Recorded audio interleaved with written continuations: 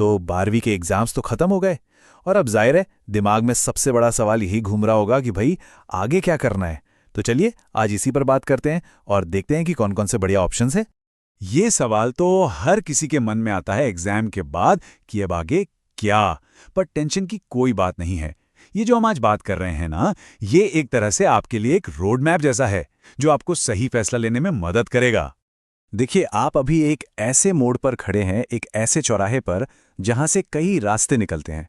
तो आज हम 3 मेन रास्तों पर बात करने वाले हैं। एक है यूनिवर्सिटी डिग्री का रास्ता, दूसरा है टीचर बनने का और तीसरा है सीधे सरकारी नौकरी पाने का। तो सबसे पहले चलिए बात करते हैं सबसे कॉमन, सबसे ट्रेडिशनल रास्ते की, और वो है बैचलर डिग्री, जिसे हम ग्रेजुएशन भी कहते हैं। अच्छा, अब डिग्री भी ना 2 तरह की होती है, एक रेगुलर और एक डिस्टेंस। तो इनमें फर्क क्या है? देखिए, रेगुलर डिग्री में तो आपको रोज कॉलेज जाना पड़ता है, वहीं डिस्टेंस में आपको सिर्फ साल में एक बार एग्जाम देने जाना होता है। इसका सबसे बड़ा फायदा यह है कि आप इसके साथ साथ कोई और कोर्स जैसे डीएलएड या फिर कोई नौकरी भी कर सकते हैं, मतलब एक साथ 2 काम। डिस्टेंस एजुकेशन के लिए इंडिया में 2 यूनिवर्सिटीज बहुत फेमस हैं, एक इग्नू और दूसरी नालंदा ओपन यूनिवर्सिटी। अब यहाँ पर एक बहुत ज़रूरी बात, अगर आगे चल के टीचर बनने का प्लान है और आप इग्नू से ग्रेजुएशन कर रहे हैं, तो कोशिश कीजिए कि ऑनर्स के लिए कोई लैंग्वेज पेपर जैसे हिंदी या इंग्लिश ही चुनें। अब सवाल आता है, ऐसा क्यों? ऐसा इसलिए क्योंकि टीचर बनने के लिए ना कुछ सब्जेक्ट कॉम्बिनेशन चाहिए होते हैं, जैसे हिस्ट्री के साथ ज्योग्राफी, और ये कॉम्बिनेशन इग्नू में मिलना थोड़ा मुश्किल हो जाता है। चलिए अब बात करते हैं CUET की। ये क्या है? ये आप कह सकते हैं एक कॉमन एंट्रेंस टेस्ट है, मतलब एक ही एग्जाम जिससे आपको इंडिया की टॉप सेंट्रल यूनिवर्सिटीज जैसे कि दिल्ली यूनिवर्सिटी या BHU में एडमिशन मिल सकता है। COT क्लियर करने के फायदे भी ज़बरदस्त हैं। आपको DU, JNU, BHU जैसे टॉप यूनिवर्सिटीज़ में एडमिशन तो मिलता ही है, साथ में हॉस्टल की सुविधा भी मिल जाती है। और सबसे बड़ी बात, फीस। सालाना फीस सिर्फ 300 से 400 रुपए के आसपास होती है, मतलब एक बहुत ही बढ़िया माहौल में पढ़ाई करने का मौका। तो ये तो हुई डिग्री की बात। अब आते हैं अपने दूसरे रास्ते पर, और वो है एक डेडिकेटेड प्रोफेशनल पाथ, सरकारी स्कूल में टीचर बनने का सफर। टीचर बनने के लिए 2 मेन रास्ते हैं, DELED और BEd। DELED आप 12वीं के ठीक बाद कर सकते हैं और इससे करके आप क्लास 1 से 5 तक के टीचर बन सकते हैं। वहीं दूसरी तरफ BEd करने के लिए पहले ग्रेजुएशन यानी BA, BSc या BCom करना जरूरी है, और BEd करके आप बड़ी क्लासेस को पढ़ा सकते हैं। हाँ, एक बात कॉमन है, दोनों ही कोर्स 2-2 साल के होते हैं।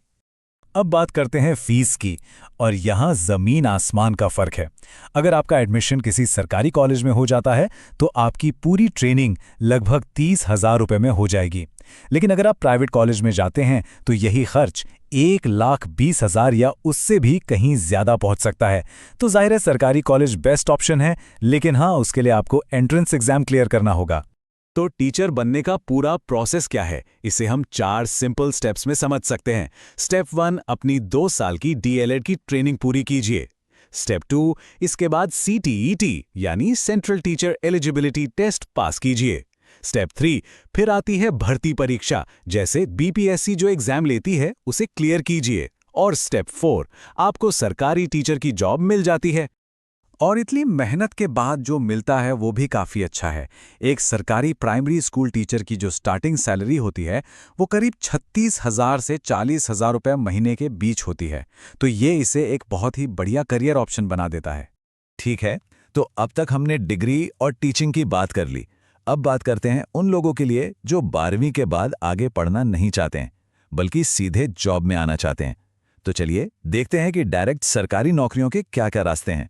12वीं के बाद सरकारी नौकरियों के बहुत सारे मौके हैं, जैसे केंद्र सरकार की SSC कई एग्जाम कराती है, CHSL, MTS, GD constable, Delhi police. फिर रेलवे में भी NTPC, group D, RPF constable की नौकरियां निकलती हैं। डिफेंस में जाना है तो अग्निवीर, नेवी, एयरफोर्स के ऑप्शन हैं। और हर राज्य सरकार भी अपनी पुलिस और SSC की भर्तियां निकालती है। बस एक बात ध्यान रखनी है कि NDA के लिए 12वीं में मैथ्स होना जरूरी है। और पता है, इन नौकरियों में भी शुरुआती सैलरी काफी अच्छी मिल जाती है, आमतौर पर 30,000 से 40,000 रुपए महीने के बीच। तो ये भी डिग्री वाले रास्ते का एक बहुत अच्छा विकल्प है। तो अब तक हमने 3 अलग अलग रास्तों की बात की, यूनिवर्सिटी, टीचिंग और डायरेक्ट जॉब। लेकिन एक बात है जो इन तीनों में कॉमन है। आप कोई भी रास्ता चुनें, आपको कॉम्पिटिटिव एग्जाम तो देने ही पड़ेंगे। और इन एग्जाम्स में सफलता के लिए कुछ कॉमन स्किल्स चाहिए होती हैं। चलिए देखते हैं ये क्या है।